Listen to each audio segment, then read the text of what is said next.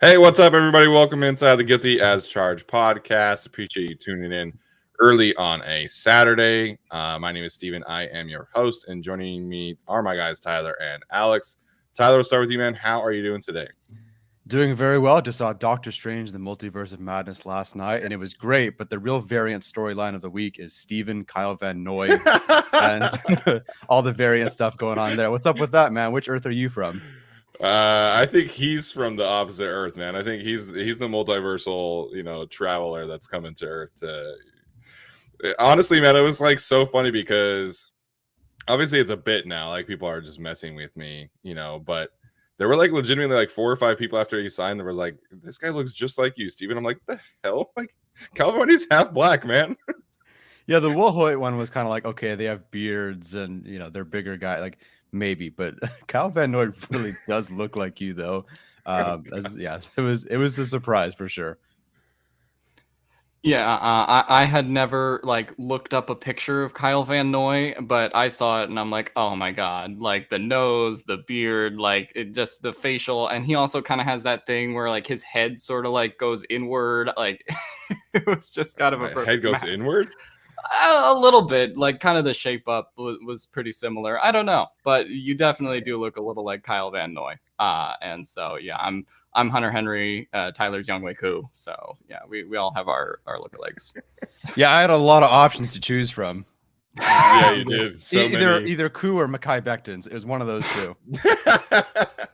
Hey, Kyler Murray's got a little Asian in him, supposedly. He does. Yeah, I'm actually Kyle Hamilton. I think I'm Kyle Hamilton now. There you go. Wait, Mekhi Becton's Asian? No, I'm joking. I'm joking. I thought there was a chance like he was one of those 5%ers, and you just said it. I don't know, but no.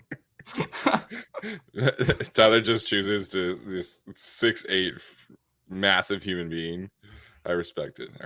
So obviously we're doing our usual Sunday show live on Saturday because of Mother's Day. So I wanted to wish all the moms out there happy Mother's Day, and make sure you guys celebrate your mothers as much as they deserve. So that being said, we have a good show obviously planned for you guys today. We're going to talk about my evil twin signing, if you will, Kyle Van Noy, and the Chargers' decision to bring him in.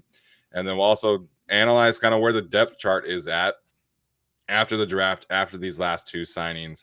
We're going to have some predictions and things like that. So we're going to get a lot of post-draft analysis. Looks like Tyler has some Kyle Van Noy clips ready to go. So we'll get into that.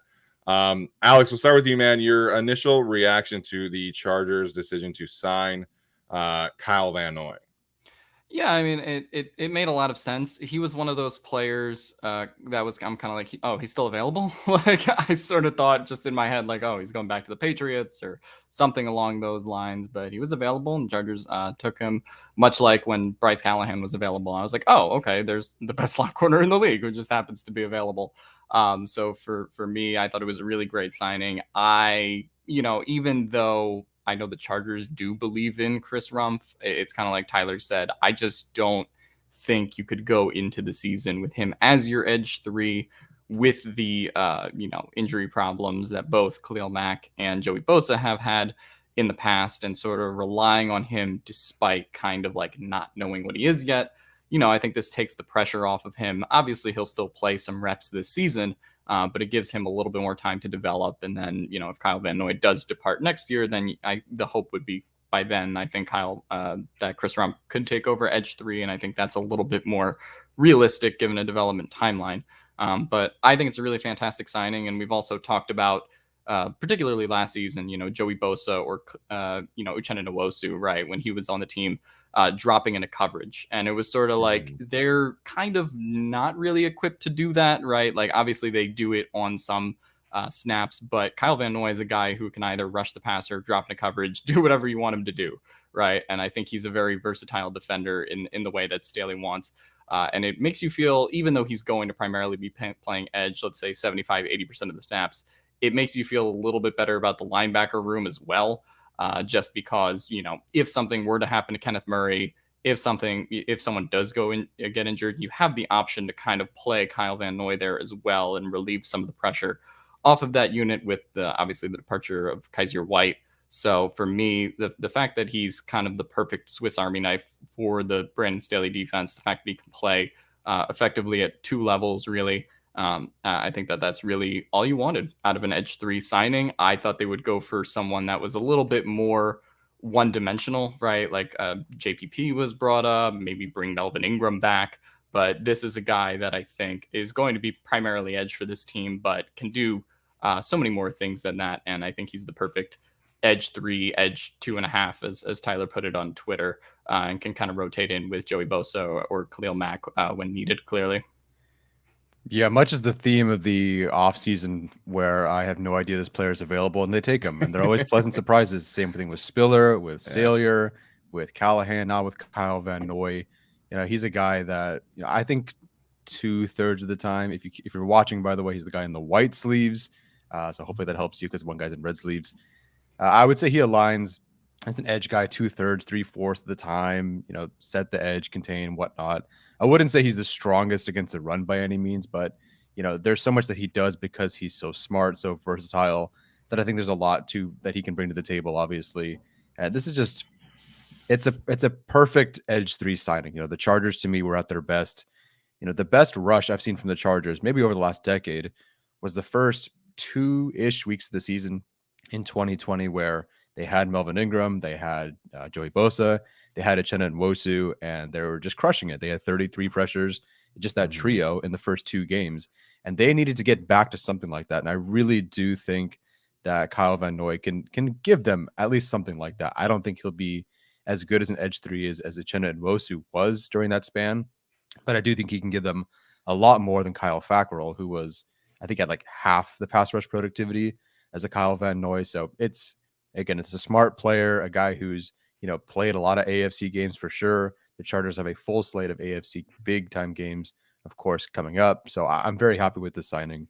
They really needed to get this done, and I think it just takes, this is good for Chris Rumpf too. Sure, as a mentor, but also I think if he were the edge 3 or edge 2.5, I think there'd just be really unrealistic expectations for him that he probably wouldn't be able to meet, going from 130th in 3 different categories to trying to be at a legit edge 3, edge 2.5. That's asking too much of him, and the fan base would expect too much. And I think if he only got 15, 20, if he had 5 times as many pressures, that's still only 20. I think the Chargers fans would want even more than that, and I just don't think that's fair to him. So now you have Kyle Van Noy. You can really get Chris Rumpf to be your edge 3 in year 3, which is, I think, the perfect plan. And just overall, I love the aggressiveness for the Chargers. I think when the 2 big after draft moves that they've made before, one of them was Matt Slauson, but that's a post draft cut, and then Brandon Flowers, another post draft cut. That just felt like things that fell into their lap. But Kyle Van Noy, Bryce Callahan, it shows you that there was some sort of plan. Now, we didn't know this draft night. I had no idea that that was the plan for the Chargers when they, took a nose tackle, they took a running back, they took, players that weren't edge rusher, weren't corner. But now that we've seen this plan, it's a great change for the Chargers. It's tactical, it's strategic, and dare I say smart. So kudos to the whole organization so far. Yeah, I mean, we talked on our last episode about how the question mark at edge was just kind of, hanging over the draft class. And, now they have solved that need. So really quickly, Tyler, I don't know if you saw, we got a big super chat sticker from your mom. So shout out to Mama Shun. And then your sister Amanda wants to know who your favorite sister is after sending us another super chat. So okay, so Mom, happy Mother's Day. Love you too. Amanda, my favorite sister is whoever brings me food in the next 45 minutes. No, next hour. If you can find me food in the next hour, it'll be you. If not, it's got to go to somebody else. Patreon exclusive video sister power ranking coming soon. There we go. Per source. Yeah, no, I'm a big fan of the Kyle Van Noy signing too. All jokes aside of him looking at like me or me looking like him or whatever.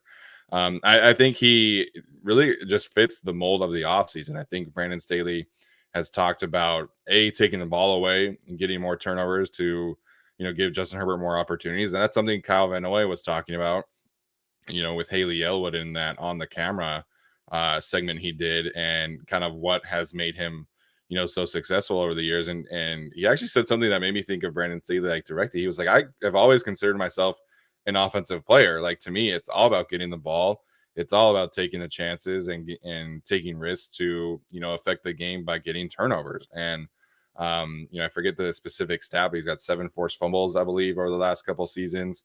And I think now the Chargers just have all these players who specialize in taking the ball away, which I think is a fantastic, model to go after. And then just in terms of his output as a pass rusher, obviously, he's mostly served as kind of that hybrid off-ball edge rusher linebacker. In New England the last 2 seasons, he was essentially playing 40% of his snaps off the ball and 40% or 60% on the edge, excuse me. Then you look at Kyler Fackrell, who's kind of, a supporting guy, and then Uchenna Nwosu, who's been a supporting guy and then started this past year. So I'll start with Kyler Fackrell. Over the last 2 seasons with the Giants and the Chargers, he's totaled 31 pressures, 7 sacks, and 6 additional quarterback hits. In that same time frame, and like I mentioned, as a starter, but as kind of that hybrid player, Kyle Van Noy has totaled 60 pressures, 10 sacks, 5 additional quarterback hits. And then Uchenna Nwosu as well, 67 total pressures, 10 sacks, 20 additional quarterback hits. So if you just kind of look at where Kyle Van Noy fits in that regard, I think Uchenna Nwosu is kind of a step ahead of him, but Kyle Van Noy is right there behind him and purely as a pass rusher in terms of, getting after the quarterback and affecting the game that way. So I do expect, about 85-90% of his snaps to come on the edge for this team. I think, disaster would have to strike at the linebacker room for him to have to play a ton back there. But like Alex is saying, it's great that he has that option, right? That versatility is definitely valuable. And, they will ask him to drop into coverage from the edge. But I think overall, you're just getting a more productive edge 3 than, we've had in the last season, at least, with Kyler Fackrell kind of being a dud. But now Kyle Van Noy can come in and be that player. And then I think just from a leadership and a culture standpoint, like his value cannot be overstated because of the experience that he has with that championship culture. Him and JC Jackson and Sebastian Joseph Day and Troy Reader, like all these guys who have, won Super Bowls recently, is just so important to this team. And Brandon Staley talked about that, I believe, after day 2, or might have been day 3, actually, where he was talking about the importance of bringing in players and onboarding players from winning environments and being able to kind of set the standard.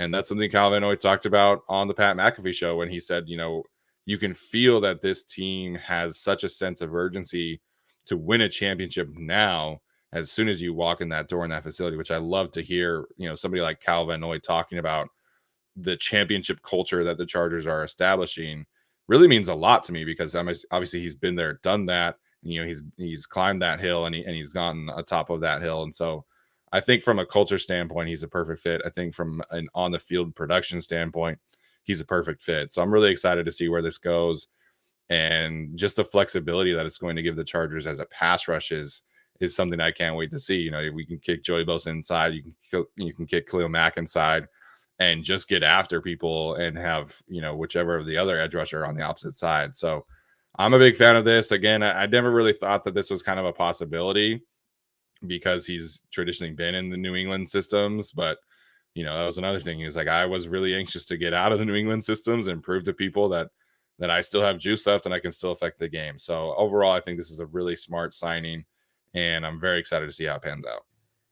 Yeah, I'm excited to see how it pans out as well. And then I think this just works really well for both sides. I mean, obviously Kyle Van Noy is 31. He's not young, but if he plays this, really great season in a Brandon Staley system, then he probably sets himself up for a decent contract next year. I don't think he's going to get the 4-year, $51 million deal from the Dolphins he once got. But I do think he sets himself up to get like a 2-year contract, maybe to be a team's edge 2. And in the sense of, what Kyle's talked about with comp picks, right? The Chargers kind of set themselves up to maybe promote Chris Rumph after this season, and then, kind of get a comp pick out of Kyle Van Noy. So I think it's a very smart addition in that sense as well. And then, like Steven has said, the Chargers kind of have become like a destination, right? I mean, obviously some of that is Justin Herbert, but it's very clearly also Brandon Staley, and the fact that Kyle Van Noy and Bryce Callahan wanted to come here. Obviously, Khalil Mack was traded here, so he didn't have a lot of choice, but was kind of swayed, I would imagine, by having Brandon Staley in the building, and those two kind of go back as well. So I think in that sense, just the Chargers becoming a destination team where these teams want to go to when usually it was the Patriots or it was the Chiefs, I think is a very notable development as well. Yeah, he mentioned that he talked to Brandon Staley for an hour on the phone before doing his visit. And then obviously once he got inside the door, he was able to just decide to go ahead and sign. So he also got a little bit of recruiting, looks like, from Sebastian Joseph Day at the NFL Network's broadcasting boot camp, as Sebastian Joseph Day was talking about. So it just is, I mean, not to say that Kyle Van Noy is like this big time star player, right? But the Chargers in the past have just never really been able to attract this kind of really solid veteran player who's not necessarily going to be a star, like I mentioned, but just be a great addition to the depth. And I think it kind of speaks volumes to where Brandon Staley has brought this team. Yeah, Kyle Van Noy and Bryce Callahan are still good. Sean Merriman's still not exonerated on his one big move, though. I don't think that's happening. I don't think this qualifies. Nope, doesn't qualify. No, I don't think so at all. I just want to address one quick question that a couple of people I'm sure have, but from Bolt Brett. Is Kyle Van Noy the starter over Neiman and Eamon Ogbongbemiga? I don't believe that's going to happen. I mean, I guess you never know, but to me, see if I can find a certain play. But he was only a inside linebacker type on third down or like deep in the red zone. We're talking like goal line situations. See if I can find the right one here. But he's typically not going to, like, he doesn't really play. He didn't really play linebacker for the Patriots, or at least inside linebacker. He just not reduced inside. He doesn't have a hand in the dirt, but he would play over the B gap and try to rush from there. But like this play right here, but he's not going to start over any of the inside linebackers they have. It's just an option for them, but I don't think they are. And then just, I guess, for what it's worth, Chris Rumpf did this a lot in college, and I didn't see a whole lot from it of him doing this with the Chargers last year. So I don't even know if they're going to use this option at all with Kyle Van Noy, but they certainly can. But no, I don't think he's starting. I mean, if people get hurt, maybe he starts over Neiman and Amen, but he's not going to start for the Chargers. No, definitely not as an off-ball backer. I think, like Alex was saying, that's just kind of a backup skill set that he has. I think his primary skill set that he's going to bring the Chargers is as a pass rusher. He's listed as an outside linebacker on the Chargers website. And, he mentioned on the Pat McAfee show again that, he was really looking for an opportunity where he could really rush the passer more often. And so I think he had the intention of signing here as an edge rusher, as a pass rusher. And I think the Chargers had the intention of bringing him in to do that. He's going to wear number 8 for the team, which is a little weird for me because he is a pass rusher. I'll still never kind of get over that. I think single digit numbers on pass rushers and Gerald Everett wearing number 7 is just weird. But no, I think the starters at linebacker, we'll get into this in the depth chart, right? But I think you can pencil in Drew Tranquil, and then we'll kind of see where Kenneth Murray's health is at, and maybe that's Troy Reeder, maybe that's Eamon Ogbongbemiga, like we had been hearing. Granted, that was before they signed Troy Reeder. So we'll talk a little bit about that in a second. But Kyle Van Noy's primary skill set is going to be as a pass rusher for the Chargers. Matt also asked if they had released the contract numbers yet for either of these two signings. We have not seen them, which is pretty surprising at this point because Bryce Callahan signed on Tuesday, right? Sure. I think so. Yeah, I mean, obviously Kyle Van Noy was Thursday, so love that Kyle Van Noy decided to sign the day after he recorded, but it's all good. No, but we have not gotten any contract numbers yet. As soon as we do, we'll obviously, let you guys know. I would expect Callahan to be on the minimum contract, just based off of his injury history and things like that. But Kyle Van Noy maybe a little bit more, maybe like a $2 million, $3 million kind of contract. I don't know, but given that he is a pass rusher, I would expect slightly more than the minimum at least. Yeah, kind of depends on his Patriots contract because I do believe our Kyle was talking about if he does have some kind of offset clause or language in his contract, then the Chargers could have potentially gotten him for the minimum. But we'll learn more about that as it plays out. Yeah, so the Patriots, I mean, the contract that he was cut from, was he cut? He was cut, yeah. Okay. Yeah, so his contract then was 2 years, 12 million. So I don't think it'll be that much, and I think it'll be for 1 year. But Yeah. that's just what his old contract was. Yeah, crazy to think that he signed, was it a 4-year deal with the Dolphins? Yeah. 451, 2020. Jeez. What was the guaranteed money on that though? I don't remember. Total but guarantees was 30 million. Oh wow. So yeah, they really took it all on that one. I'm not sure. Yeah, I just did a search on Twitter and can't find anything about a contract there. So somebody No. said 2.5 plus incentives. That could certainly be the case. I can't find anything on Twitter that verifies what he's at. So yeah. Jack is asking me how the 1 hour phone call was. Man, listen, I wish I could talk to Brandon Staley for an hour. That'd be fucking awesome. Follows us on Twitter. That's about it. Yeah. All right. Anything else you guys want to mention here about Kyle Van Noy? No, I think we had everything. All right. Sounds good. So we will get to our depth chart analysis here. We're going to do this in terms of talking about starters, primary backups, roster locks, people we think are going to be practice squad. So we kind of have it sorted here, group by group, as Tyler is sharing the Google sheet that we decided to come up. Obviously, there's not a ton of changes on the offense, at least in terms of the starters.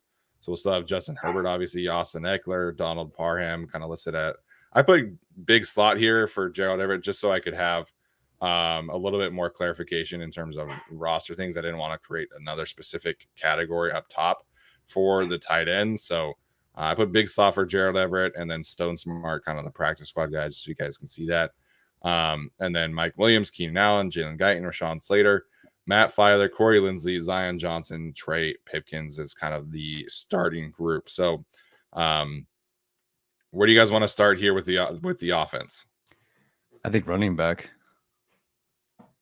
Yeah. Do we need a whole Brandon Peters debate? I don't think we do. So I think we can start at running back. I think it's possible. Isn't Brandon Peters like a pretty big quarterback? Like I know they try to kick the tires on the Mississippi KJ State Costello. quarterback. Yeah. I mean, I thought KJ Costello was like kind of good in college though, versus I always thought Brandon Peters was bad as someone who's watched a lot of Big Ten football. But maybe he pushes Easton Stick in the preseason. I just wonder if they're comfortable with Easton Stick as clipboard guy now, and just kind of want to keep him there.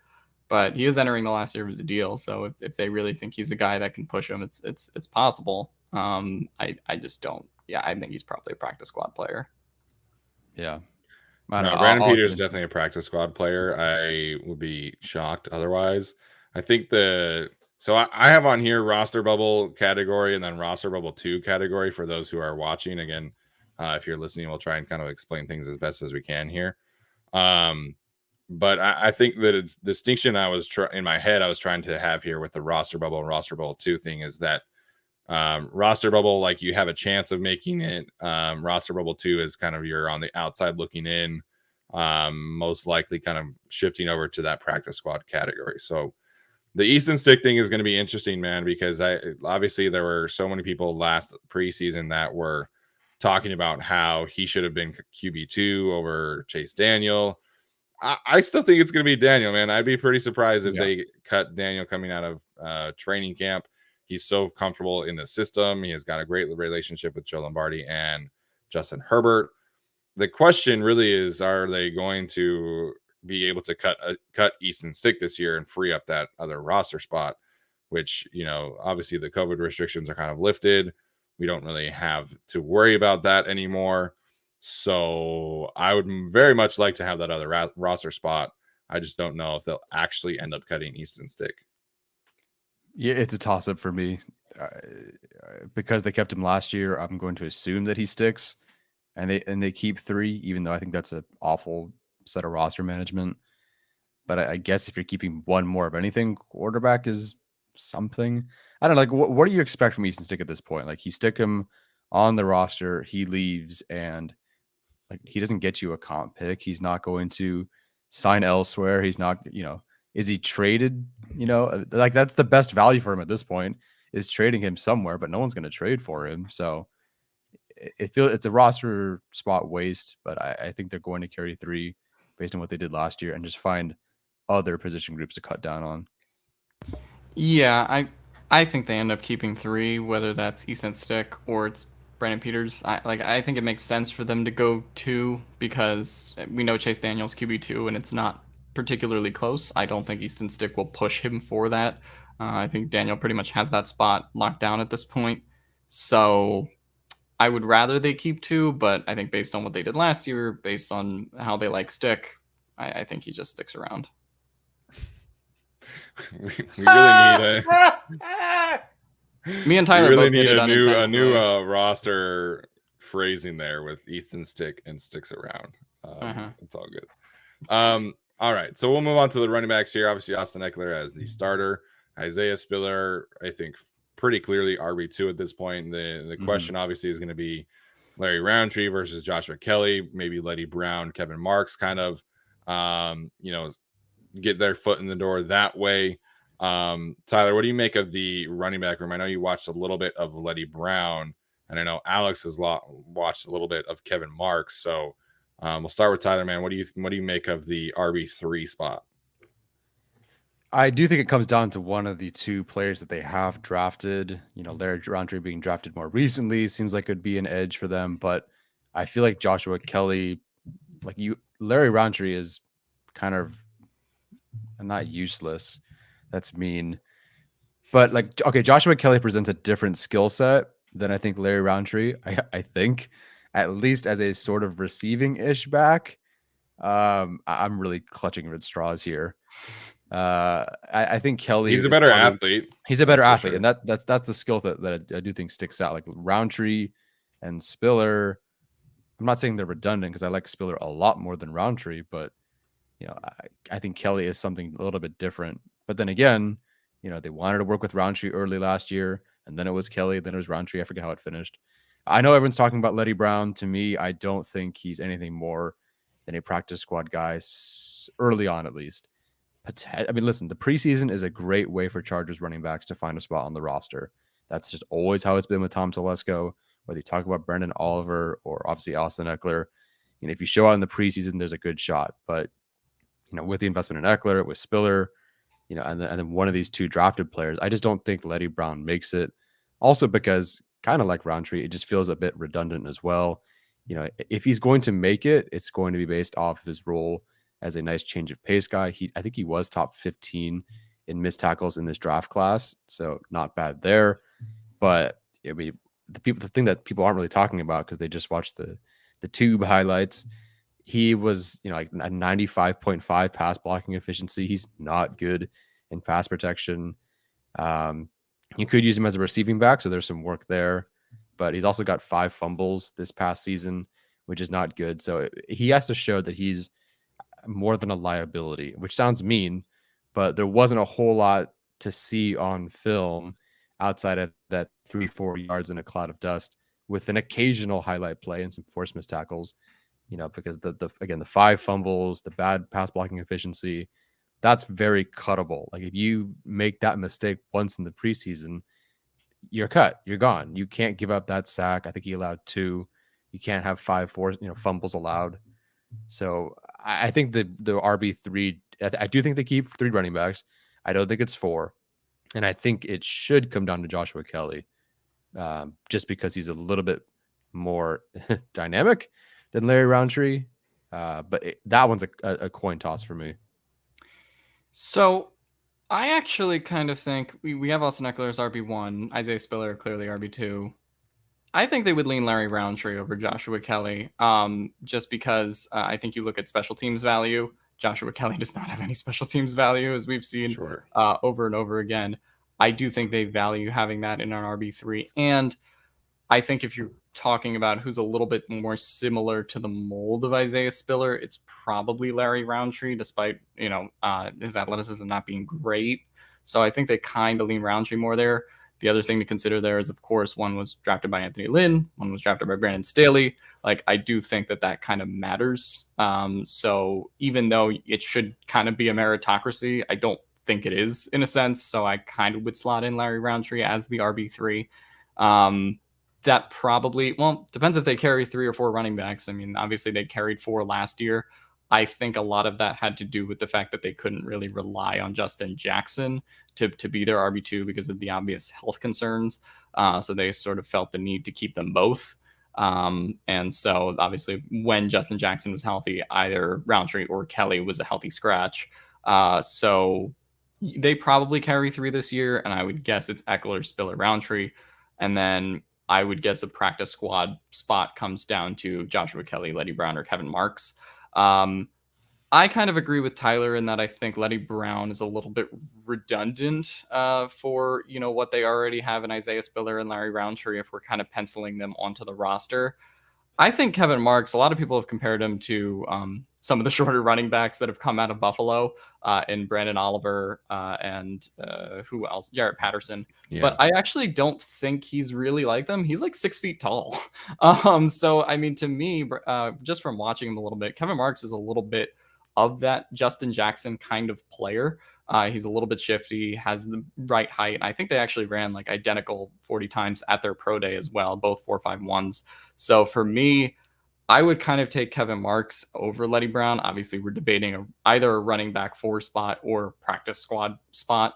But yeah, I think if they keep 4 running backs, it'll be Eckler, Spiller, Roundtree, and then one of those 3 guys.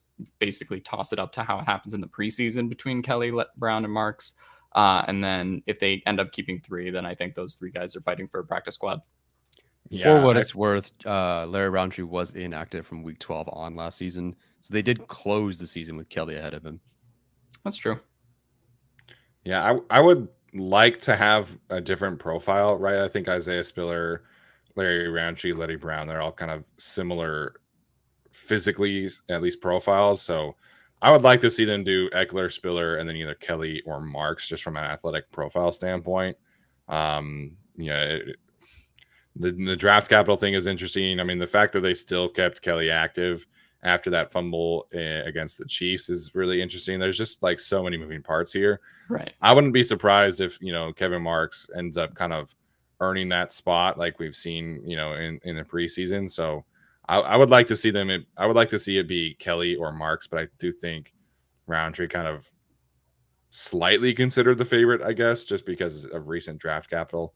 Moving on to fullback here really quickly. I think it's Horvath. I don't think Neighbors really has a chance of making this roster this year. If Horvath were just an undrafted free agent, I would maybe see a stronger path for Gabe Neighbors. But I mean, they drafted Horvath. Like they went out of their way to select him, make sure that they got their guy, so to speak. And I think he just gives them more upside as a runner, as a receiving back option as well. And the man is built like an absolute tank. So I'm excited to see him kind of take on those blocking reps and grow into that role. So I'd be pretty surprised if it were not Horvath. I know I put Neighbors here as the primary backup, but I honestly, just kind of talking myself right now, I kind of want to move him over here to roster bubble 2. I don't know about you guys if you want to leave him there or backup, but I'd be pretty surprised if Gabe Neighbors made the roster over Xander Horvath at this point. I mean, yeah, they're not going to carry 2 fullbacks. Like, that's the reality.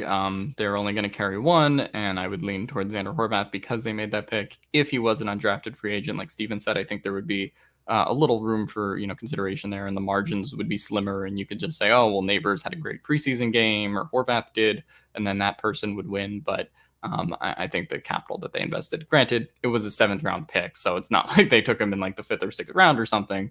But still, for a fullback, I think to spend that does say how confident they are that he can pretty much lock down that roster spot.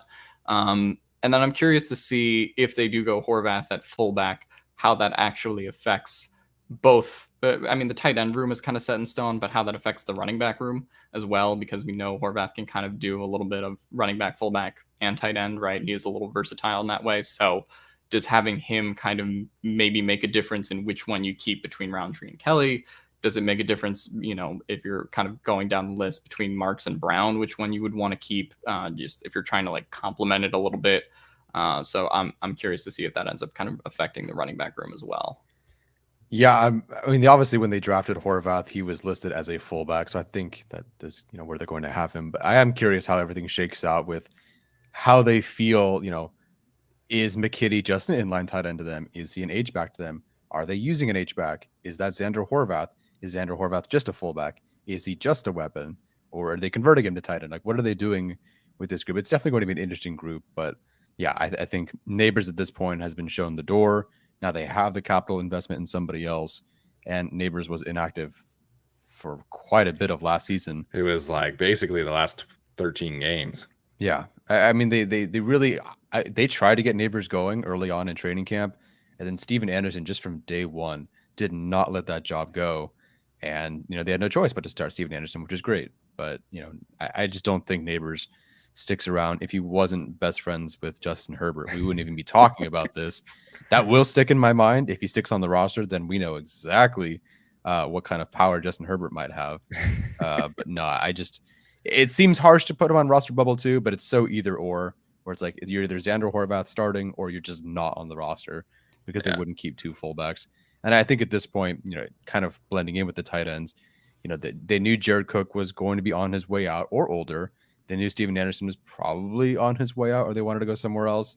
So I felt like they carried a little bit more weight in the tight end fullback room because of that. But now with Cook gone, you have your investment in a young McKitty, you have your 2-year investment in Everett.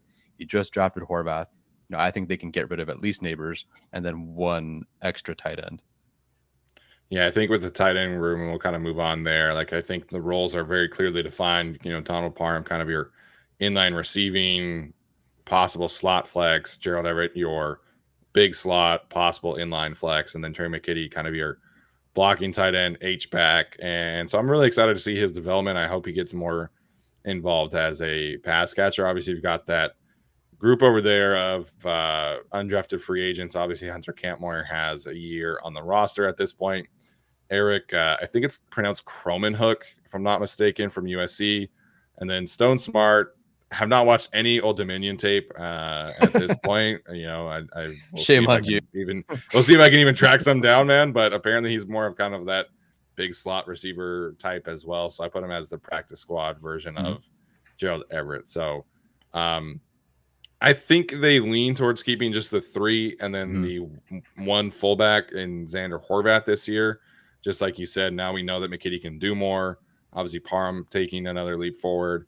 And then, Gerald Everett is a much better blocker than Jared Cook. So I know Brandon Staley loves his tight ends. I know Joe Brady, former Panthers offensive coordinator, has said tight end is the most important position in the Saints offense. But I just don't think we have that 4th tight end option this year. Yeah, I would agree there. I'm curious who they designate as what. Because again, if McKitty's only an inline tight end to them and they actually don't have an H-back, because Xander Horvath is just Gabe Neighbors as that fullback, then I could see a chance where Kentmore or Cromanhook make it. But no, I think they keep the 3. And I think they should keep the 3. So Stone Smart's more of the receiving guy? That's what I've heard from other people. Yeah. Again, have not watched anything. That's just kind of what I've heard and seen on Twitter. That's definitely I mean, I haven't watched him at all. Again, Old Dominion film ain't available all that much. But that is a sneaky shot to make the roster. Again, I'll have to watch him, but Sure. Cromanhook has like 6 receptions I think he had like 16 receptions. Stone Smart, if he's more of a receiving guy, Everett's obviously a receiving guy, Parham receiving guy, but then McKitty is just kind of, at least in terms of last year, was just a pure blocker. So there's a chance, I guess, another receiving tight end like Stone Smart, if he's the only guy they have in that bubble, I think there's a chance he makes it. But again, I still think it is the 3. Yeah, I think it's the 3, and then Xander Horvath is your fullback tight end kind of guy as well. If Steven Anderson was still on this roster and he didn't sign with the Cardinals, like that might be a situation where you keep 4 and then keep the fullback. But like, I just don't think they think Hunter Campmoyer is going to lock down a roster spot this year. Sure. I don't know a whole lot about Eric Cromanhook or Stone Smart yet, but I don't think they view them as threats to make the roster either. I think all those guys are kind of competing for the tight end practice squad spot, and that can be decided in the preseason, depending on who has some of the better games. But I think it's pretty clearly Gerald Everett, Donald Parham, Trey McKitty, and Xander Horvath in some order. Jack in the chat says he knows a guy who knows a guy with Old Dominion film. Well, if you do, please send them. Are we better call Saul for Old Dominion film right now? Because they have 2 Old Dominion guys, man. Like, we got to get some Old Dominion film at some point. So, yeah. All right, we'll move on to receivers. This is kind of, one of the reasons why I'm hopeful that they keep 2 quarterbacks and 3 tight ends as opposed to last year, is so they could potentially keep 6 receivers this year as opposed to just 5, where your 5th is useless essentially. So obviously we know who the starting group is. Excuse me. Mike Williams, Keenan Allen, Jalen Guyton, and then Josh Palmer is a lock as well. And I think DeAndre Carter is in that same group as a return specialist, gadget kind of player for this team. Then the question becomes, if they keep 6, who is that 6th player right now? Obviously, Jason Moore is kind of the most similar body type to Mike Williams, so I have him penciled in there as the backup. Obviously, there's the Joe Reed stuff. Maurice French showed some interesting things, I guess, as a returner against Houston. So maybe he carves a role out. He's obviously has a good relationship with Chris Beatty, the receivers coach. And then you have kind of the 2 undrafted guys, Michael Bandy and Trayvon Bradford. So, Alex, we'll start with you on this one. Who do you see kind of being that 6th guy, and do you think they actually keep 6 this year? If there is a 6th guy, I think it's probably between Moore, Reed, or Bandy, just because we saw a little bit of Bandy playing special teams last year. So maybe there's some value there. Maybe he has a couple good preseason games. I don't think Bradford has some speed, but I don't think they really view him as a threat to make the roster. But I will say, if they do keep 5, I'm not quite as worried about it as I was last year, because you kind of had KJ Hill, who was the 5th wide receiver they kept last year for special teams / wide receiver value. And he was not good at special teams versus DeAndre Carter. Very clearly, that's his strength, and that's why they brought him in. So if you keep 5 receivers this year, I actually don't think it's as bad as when they did it last year. So obviously, for health reasons, you could keep Jason Moore or Joe Reed. But I would guess, based on the guys that they have right now, it's probably 5, and then you stick 2 of them on the practice squad between that group. So I'm fine with that this year, considering it's DeAndre Carter over KJ Hill in terms of special teams value, and I think DeAndre Carter can provide that wide receiver value much better than KJ Hill could as well. Yeah, I sure hope so. Watching that game with Steven, the final game of the year against the Raiders, and these guys are gassed, and they couldn't do anything with Andre Roberts. I don't even know if he had a target that game. No, he was running routes out there, and just like there was no interest from the defense. Justin was his way. It was sad. Yeah. So at least Carter, like, that does help with some of that. Again, I don't think the Chargers are going to have 72 passing reps or whatever it is in a game where guys are gassed, but it would be nice to have someone out there who can do a little bit more. So Carter's great. The year is 2047, and I'm still convincing myself that Jason Moore should make the team as wide receiver 6 or 7. I just find this, especially now with only 3 tight ends and I guess 1 fullback, I find it so odd that they're going to go. It seems like they're going to go with 5 wide receivers, and I guess now that you have Spiller, Eckler can be more of a receiver, and Spiller can kind of catch passes, and Horvath can catch passes. So sure, I suppose a receiving group, it's okay, but the wide receiver room just seems so, keeping 5 just doesn't really make sense to me, and no investment in anybody else. Like, it is Jason Moore. Like, I think by default it almost has to be Jason Moore. I think Carter rules out Reed. I think Carter, if he's also the returner, rules out French or Bandy or whatever. So I think if there's a 6th guy, I think it's more just because he's actually a receiver that I've seen do pretty well in the preseason. Sure, but I think they go 5 here. They invested nothing in this position group after Carter, obviously, but nothing, as a receiver in the draft, in free agency. So I think they keep 5. I think they're cool with that. Yeah, I think they are as well. I would love for Jason Moore to be a thing. Yeah, we've seen him do so well in training camp and preseason for like 4 years running at this point, 5 years running. And listen, like he is again like the most similar body type to Mike Williams, and there certainly was a good connection with Moore and Chase Daniel, so to speak. Mm-hmm. I think French would give them, a little bit more speed profile kind of vertically. So I would say it would be Moore or French just based off of kind of what we know as them as receivers. I would love for Joe Reed to make the roster, man, at this point. I put him on the first rubber roster bubble spot here, but really I think he's in that second one, and then we can kind of move Jason Moore over there as well. But so I would say Moore or French would be more likely to make the roster at this point, just because of what they can give you vertically is just more refined than a guy like Joe Reed, who just is a little too similar to the Mm-hmm. three kind of slot receivers they have in Keenan Allen, DeAndre Carter, and Josh Palmer. I think we also look at like right tackle probably next. That's like where another free agent signing could come if the Chargers aren't done after Kyle Van Noy and Bryce Callahan. But I do think that if you kind of get another wide receiver in there, a lot of people have brought up Will Fuller. I don't think that's going to happen, but you could probably get some kind of wide receiver who wants to compete for like that fourth or fifth spot. Because right now I'm just looking at the names and it doesn't seem particularly inspiring for why they would pick a six receiver, even if it kind of does make sense. So I wouldn't be surprised if that's like a post-draft 1-year vet minimum deal that you kind of like give to a guy. So that'll be interesting to see if they do that. But I know why we would want to keep six receivers, and I kind of still do. But I feel much better about keeping 5 receivers in this current format than what they started with last year. For sure. Yeah, I agree. I'm really curious what Ficken does with this group, because he's kind of in charge of this back end of the roster bubble sort of group when it comes to running backs and wide receivers, partially for offense, but also obviously for special teams. And, who knows who surprises him? Joe Reed basically was not given the chance to be a returner at all at the beginning of camp last year. Yeah. And maybe this year that completely changes. Maybe Ficken goes, hey, this guy could be really good at this. Let's give him a shot. And then who knows what happens from there. So, I'm really curious to see what he does with running back, what he does with wide receiver, because he will have a big input on the back end. Yeah, and to that point, kind of, leading into the offensive line discussion, Frank Blakely with the super chat, he says, I think the draft showed that they feel that protection and more play action will lead to more deep balls. Would love another speed guy, but it looks like he kind of tailed off there. But strong offensive line, I'm guessing is kind of where he's going there.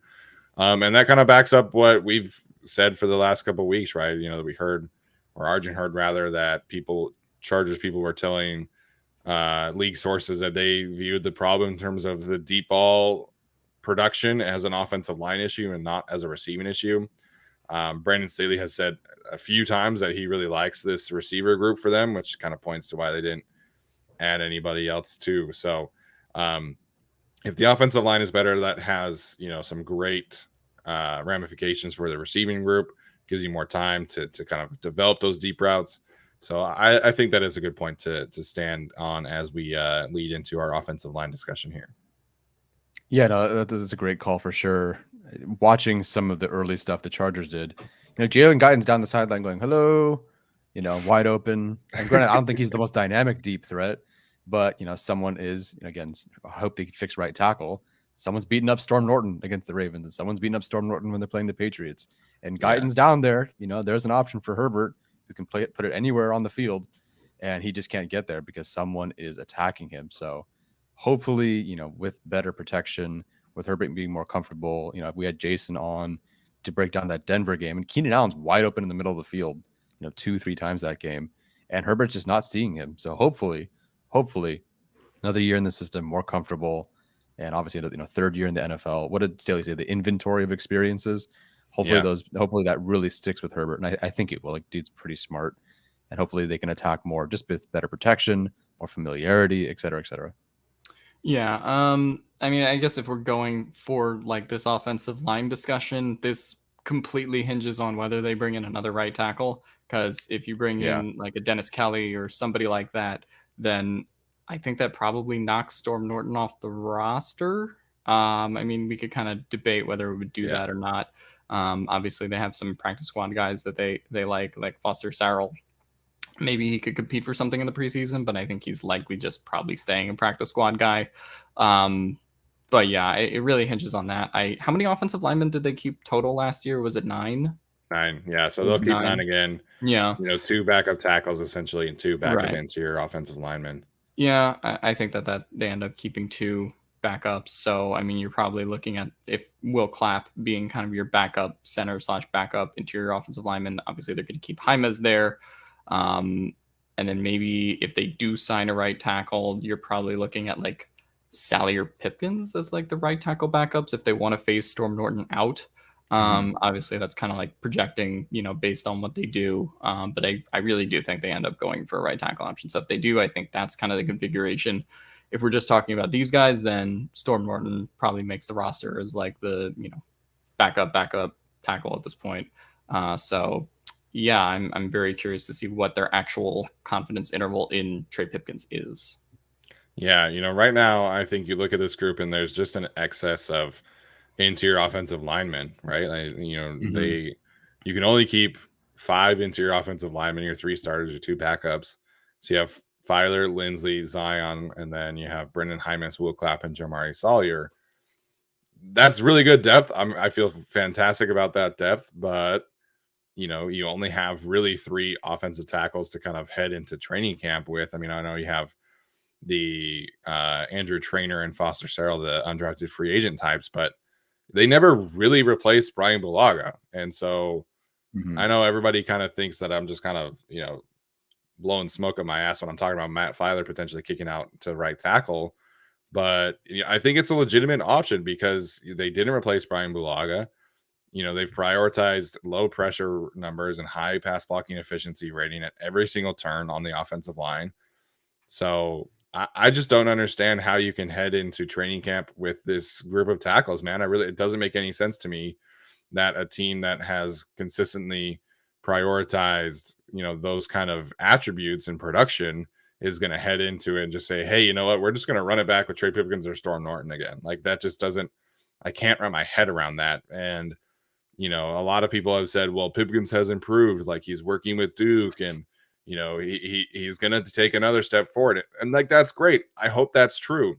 But it's a very similar conversation to Chris Rumpf. It's not a smart bet to make. And so I think if your goal is to get the best 5 players out there, which it kind of seems like they're taking that approach, then you have to kick Matt Filer to right tackle. You do not have a better option at right tackle on the roster than Matt Filer. So I don't know, man. Like I'm really struggling to come up with a better alternative than kicking Matt Filer to right tackle and rolling with Zion Johnson and Jamari Sawyer as my 2 guards. I unless they sign a Dennis Kelly or Derry Williams, like that's my group. I'm not starting Trey Pipkins or Storm Norton. Yeah, everything really changed with that Salyer pick because Zion Johnson plays guard, and if Filer's your left guard and Zion Johnson's your right guard, okay. But then you get Salyer, who, as long as the medicals check out, which again, that is something we don't really know much about, that changes a lot. Like this is a guy you would have taken, if he was in last year's draft, you would have taken him well ahead of Hymas. Well, if again, barring the medical stuff, and he would have been a 2nd, 3rd round pick, and he probably would be competing and potentially starting for your team. Yeah. It changed everything. So it really just comes down to whether they took him because they thought he could change the dynamic of their line or because he was just best player available. And maybe it is both. But if they only took him because he was best player available, and then eventually we'll figure it out and he'll just be, Will Clapp's replacement or a really good backup guy, then nothing's changing. But if they took him because they went, wait, this is a guy who can at least play, one of the guard spots, and maybe it's rough to start, but he could legit ball. Like Staley's all about matchups and, watching college matchups and seeing who you go against. And again, Staley allowed 6 pressures, I think, as a left tackle against, in all of the college football last season. Granted, he didn't play the whole season, but it was 1 pressure against Michigan, and I think another pressure against, I think he went Michigan, Alabama, Michigan, Alabama, and gave up like 4 pressures. Yeah, against Will Anderson, Aiden Hutchinson, and David Ojabo. Yeah, I mean, he went through the gauntlet and survived. And while I do think he is best suited as a guard, you can't help but watch that and go, geez, maybe he could do it. But to me, I do think it comes down to Filer staying and them either having competition between Pipkins and Salyer for right tackle, or bringing in a right tackle to start over Pipkins. At this point, I don't think Filer's moving. They're pretty adamant about that. And, again, I would like Filer to play right tackle, but I guess there's a world where if Filer moves to right tackle and he's not as good as you think he is, and then Salyer's playing one of your guard spots and he struggles, now you have two problems. Now that's potentially two problems versus one guaranteed problem, which is right tackle. But the Chargers might not want to go with the mystery box and just go with the sure thing instead. It's like, okay, we have 4 spots locked down, guaranteed, good to go, and we'll help out the tackle versus the mystery box of, well, Filer can play right tackle. Well, he might struggle, but let's put Salyer out there. Oh, he might struggle. I think the Chargers might want to stick with, what they know. And again, I really hope it's a right tackle veteran that comes in next.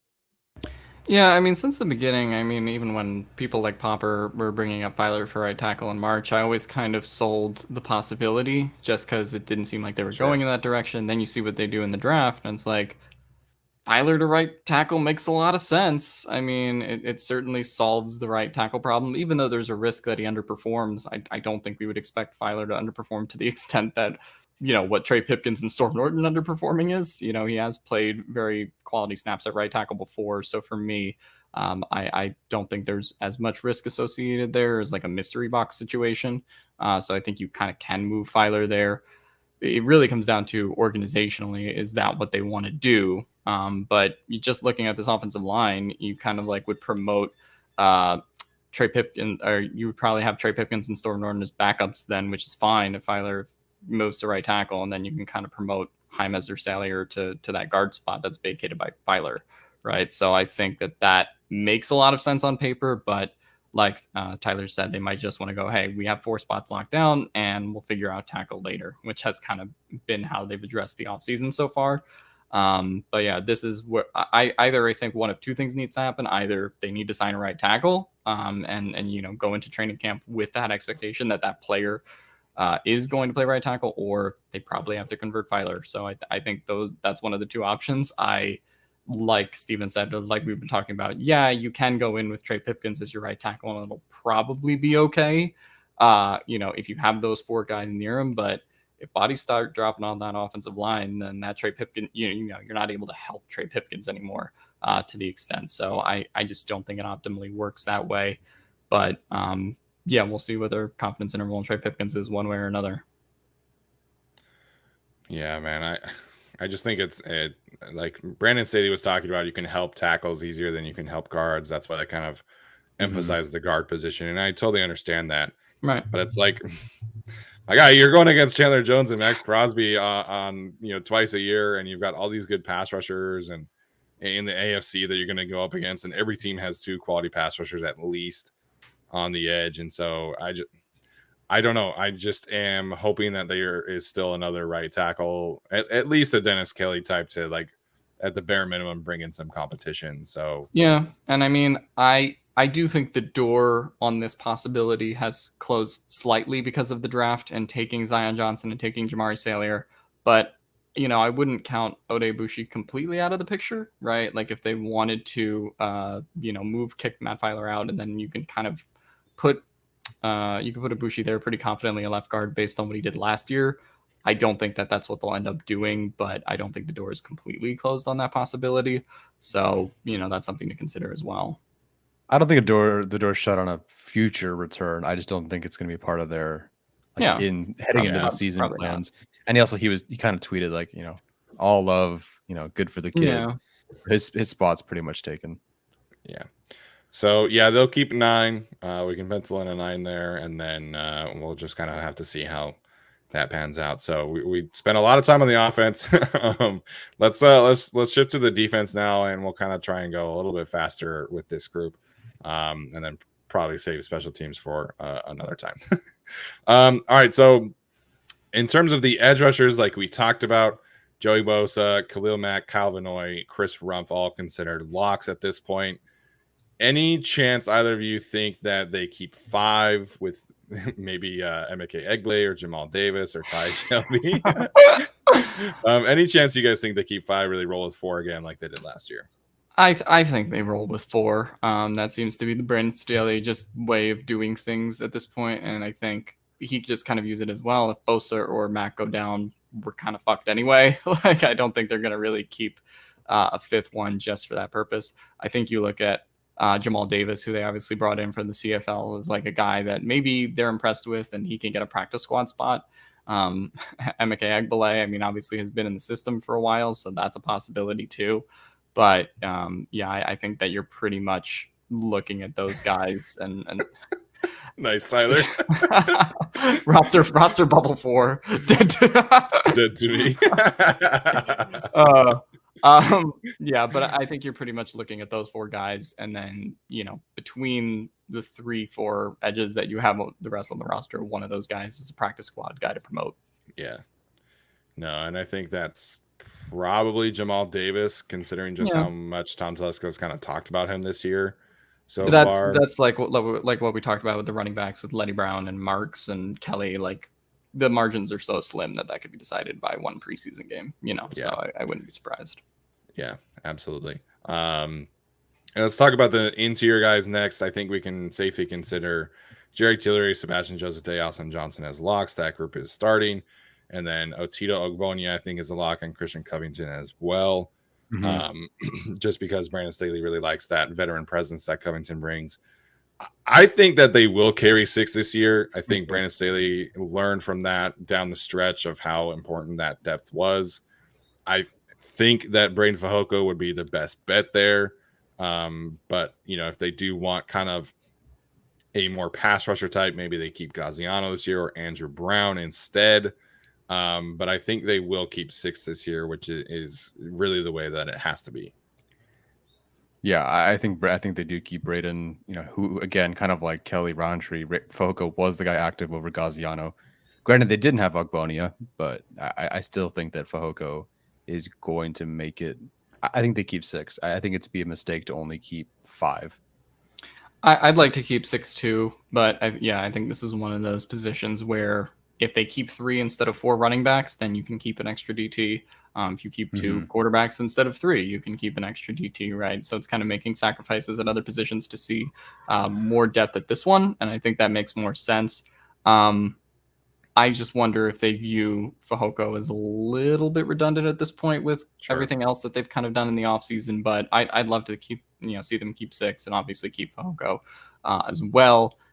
You probably then have Gaziano as probably your lead practice squad guy at this point, like he's been in previous seasons as well.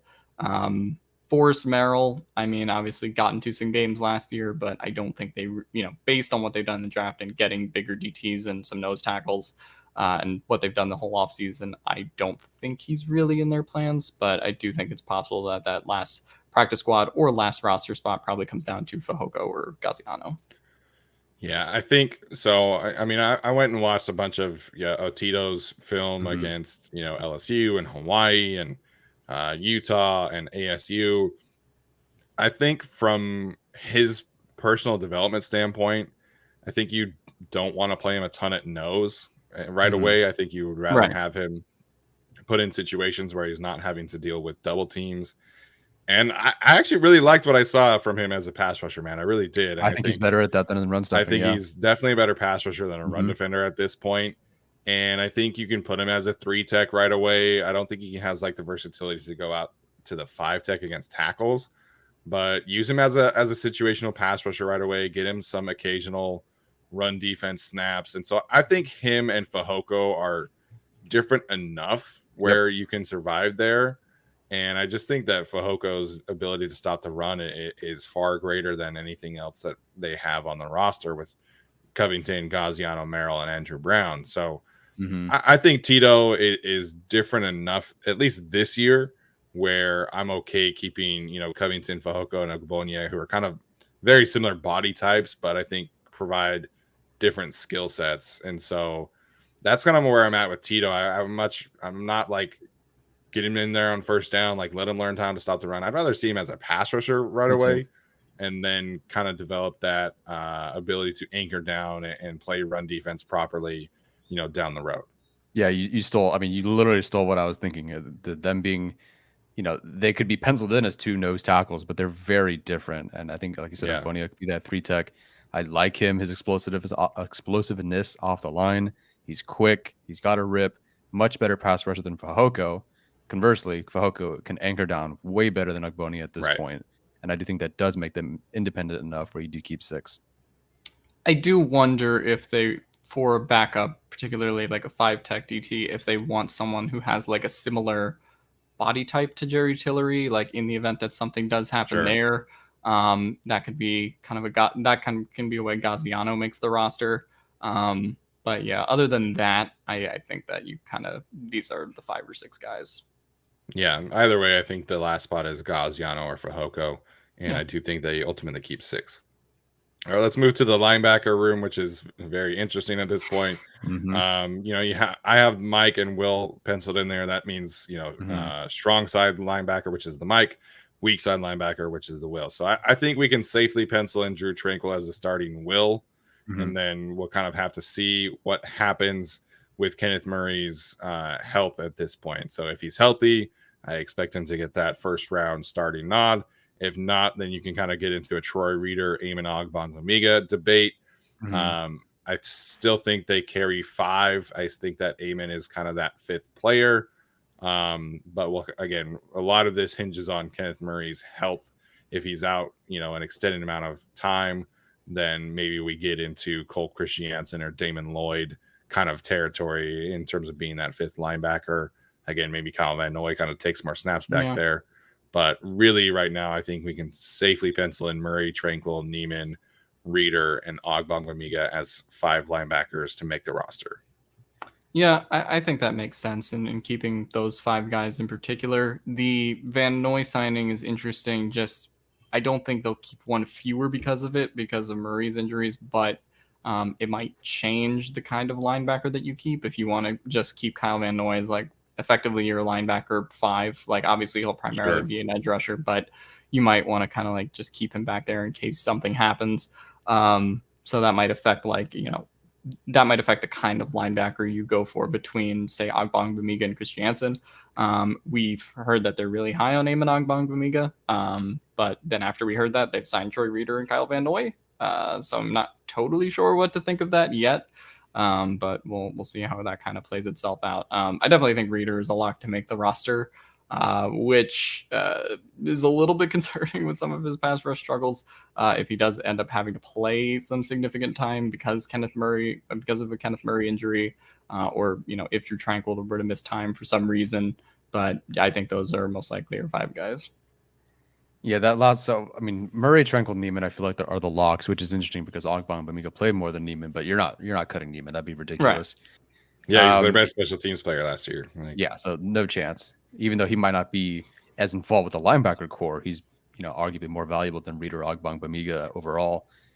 Yeah, it'll kind of depend on what Reader's role is projected to be, because in 2021, granted that's not with Staley, he was penciled in more as a will linebacker, and then with Staley, although it was like 2/3 of a season, he was kind of a mix of the two. To me, I think Eamon ends up being the guy they would go with over Reader, to be completely honest. I do think he's the Mike after Kenneth Murray goes down, and Reader was just kind of signed to be insurance for Kenneth Murray or even Drew Tranquil or even Eamon, whoever, but Murray and Tranquil in particular. I think Reader can just slot in anywhere, but I actually do think Eamon is the primary backup to Kenneth Murray and not Troy Reader. Yeah, I could see that for sure.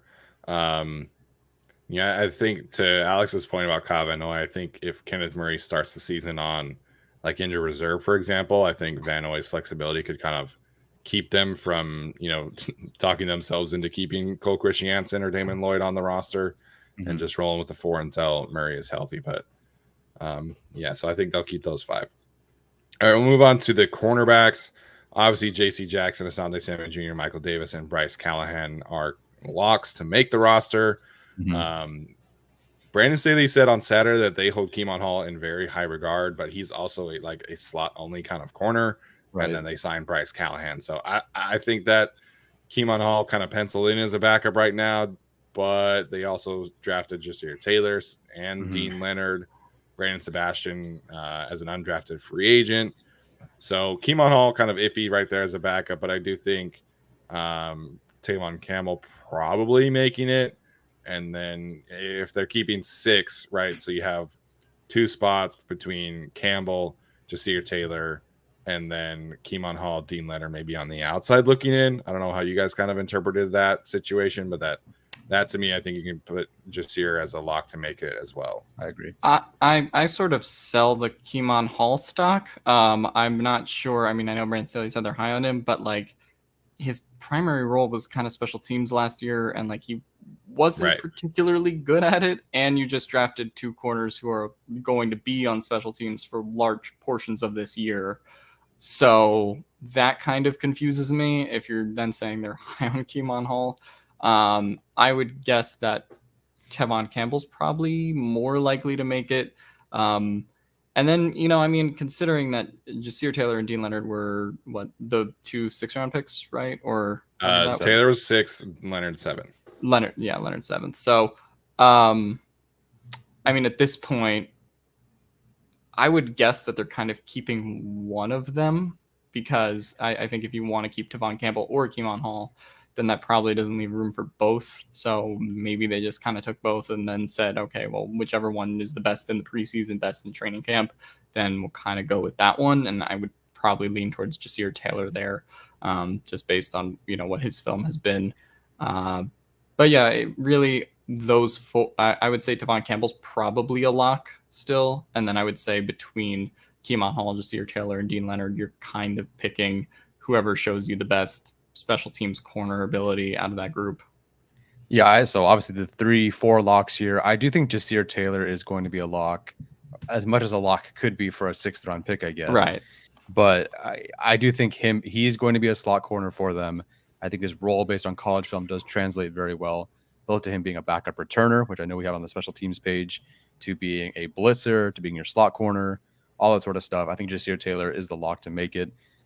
So because he makes it, and because you do have 3 potential slot corners here, I don't think Keemon Hall makes it. So I think Keemon Hall is out.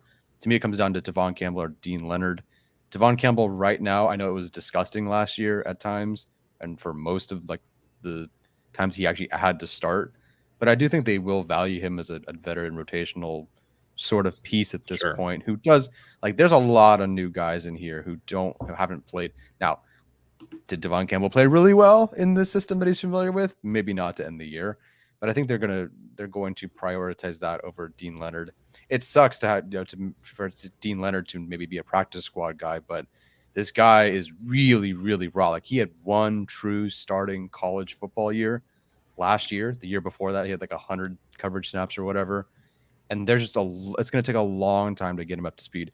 Maybe he shows out in training camp. Maybe he is really good in the preseason and he makes it over Campbell. Wouldn't surprise me. But Dean Leonard has a long way to go, and it's going to be, 7th-round pick. All expectations, no problem. He doesn't have to be good this year.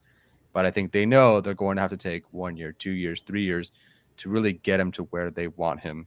I think Tevon Campbell, while he's not the greatest option, he's certainly not a young option.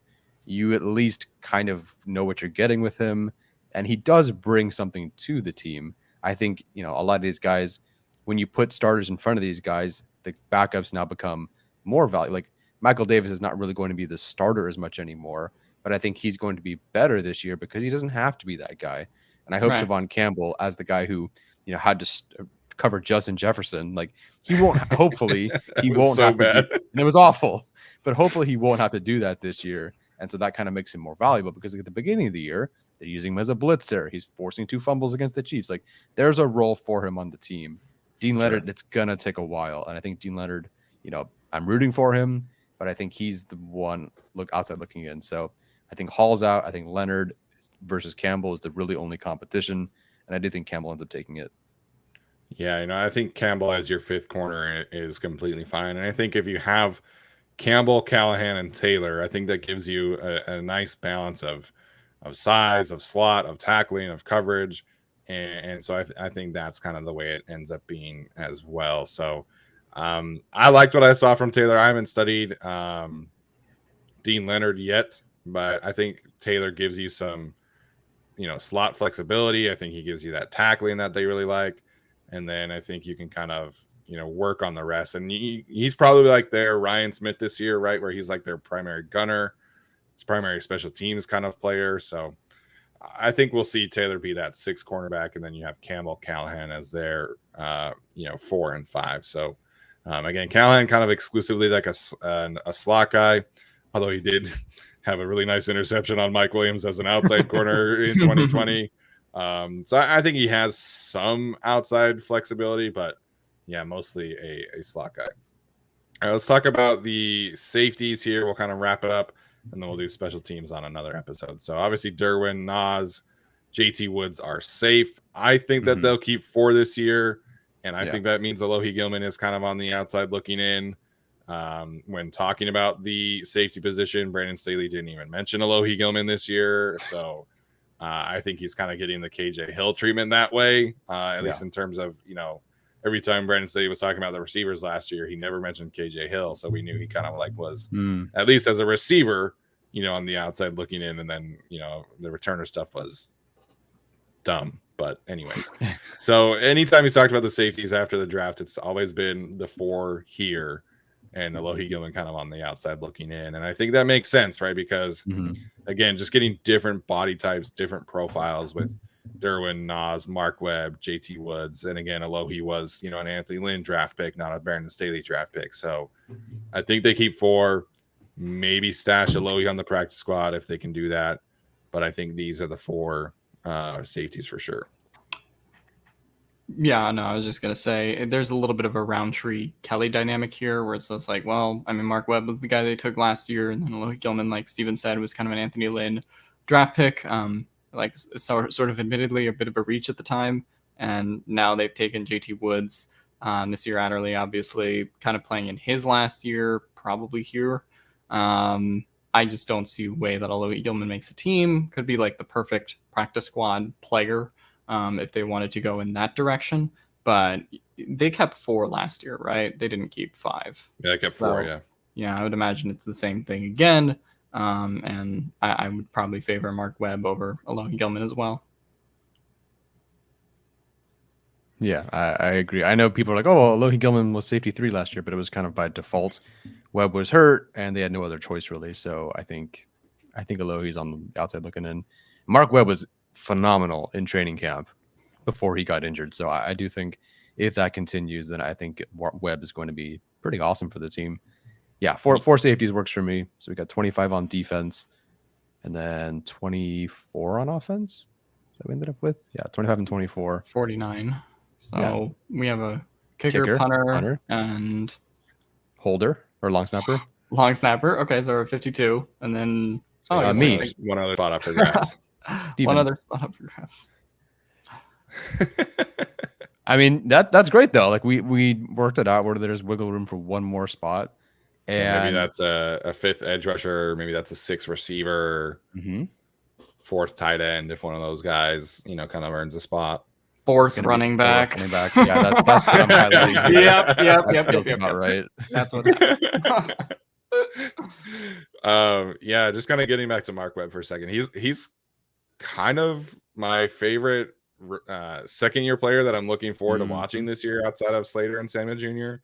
Just because of everything he was doing in training camp, and man was getting an interception like every day. It felt like at practices, and I think he just gives them some really nice flexibility as somebody who can cover the slot, play in the box, excuse me. And I'm really excited to see where he goes this year. And I think his health last year was really the only reason why he wasn't obviously making an impact. So, man, I feel really good about this defensive depth, man. I really like the way that Brandon Staley has turned this over, and Tom Telesco, of course. Yeah, no, this is a lot better. I know the Chargers lost some guys really early, but like, Harris, Marshall, like I feel so much like it seems like each position has a backup that's either a legit free agent they brought in or a draft pick. It seems like at each spot, offense or defense, there's someone that they've invested something legitimate in. And it just feels good to know, like, come on, like Salyer, Clapp, Hymas, like that's how often, like when was the last time we had an interior that was this good? We're talking about 2 of these guys potentially starting for the team in a pinch or whatever and feeling good about it. It's great to see this team have this kind of depth. I think. I mean, yeah, we're talking about an interior and probably backup tackles that are better than our 2020 offensive line. So I mean, that's a great scenario situation to be in. I do think running back and if you're talking about offense and maybe cornerback a little bit on defense are the two areas where we have like the most flexibility or most uncertainty, I would kind of say, in terms of making these roster predictions. But I'm curious to see how it plays out in the preseason. I think that's going to be the big determiner for some of these debates we've had down the depth chart. So it's going to be fun to watch. Yeah, somebody said that Mark Webb isn't fast enough because he was getting cooked by Travis Kelce. It's Travis Kelce. Travis Kelce cooks everyone. What are we doing here? Come on, man. Michael Davis was getting cooked by Travis Kelce too. Like, come on. And Michael Davis runs a 4.3. Oh my gosh. All right, so no, I'm really excited about this roster, man. I think this is probably the deepest roster that we've had for the Chargers since like I was in middle school, since LT was on the roster. Like I really feel that way. So I'm so excited to watch this. There's so many good training camp battles I think we can look forward to, and all this depth is just going to be so important this year, especially as the AFC is kind of loading up on it. So it looks like we got one last super chat question here. Matt Mitri. I don't know. I don't know. Let me know how you say that. Does signing Van Noy and Callahan change anyone's opinion on the draft? And then he specifically mentions Spiller in the 4th. I feel a lot better about it because, again, at the time we didn't know, and now we know. So there was a strategic plan, I think, and that's great. I think it does change my opinion more favorably, but the last thing they need to do is get a right tackle because, again, they didn't just need an edge rusher. They didn't just need a corner in the 4th round, in the 3rd round. They also needed a tackle at some point. They don't have that. So while I do view it more favorably, they do need to get a tackle for me to be like, okay, now I see the whole plan. Yeah, no, I think it's definitely made my opinion on Spiller in the 4th better than where it was when it happened, where I angrily left my house and vowed to never come back. Wow. So I was pretty mad. Did he date your sister? I don't have a sister. I'm an only child, but no. Did he date you? No, maybe, I don't know. But no, it makes my feeling more positive on the draft for sure. Like Tyler said, they do still need to get a right tackle. I do think there is something still to be said about, you could have still gotten like a 4-year contract of a guy that's like cheaper if you took that in the 4th round and then took a running back in the 5th. So there's draft pick value there, like Arjun has talked about, of getting like cheap contracts at premium positions. But no, I think it's definitely made the Spiller pick a lot more understandable. Yeah, for sure. I think the Van Noy signing for me has more like draft ramifications than the Callahan signing does, because I feel like you're not getting better than Kyle Van Noy in the draft. You're just not. Even if you're taking like a Myjai Sanders or D'Angelo Malone in the 3rd round, players who were on the board, like they're not going to be better than Kyle Van Noy this year. So I think Van Noy definitely changes things more than Callahan does. I do think with Callahan's injury risk and age, you could have found, a similar kind of player in the draft. So I felt positive about the draft before this. Really the edge rusher concern was really the only reason I was kind of like knocking it. And now you have Kyle Van Noy. So really anxious to see how the cornerback room pans out. Obviously, if Bryce Callahan can stay healthy, then he's a perfect 4th corner for your team. So I don't think it necessarily like changes a ton, but I feel much more at peace and comfortable with where the Chargers are at. Outside of right tackle, I think they don't really have a roster hole. Like I don't really see one. Yeah. There's some roster holes, but I mean, not maybe linebacker, I guess. Yeah, maybe. Right.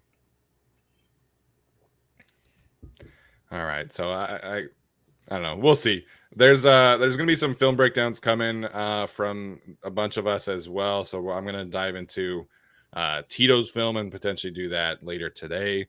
And we'll talk about special teams as somebody's asking me about punter on a later date, because some of us have to leave. But yeah, so thank you guys so much for tuning in on a Saturday. We appreciate you jumping up early with us and watching the show. As always, if you're listening to this, leave us a rating or a review, and we always really appreciate that. And we'll talk to you guys later, and we'll I don't know, we'll probably do Wednesday, I guess. We'll figure it out. Anyways, talk to you guys later.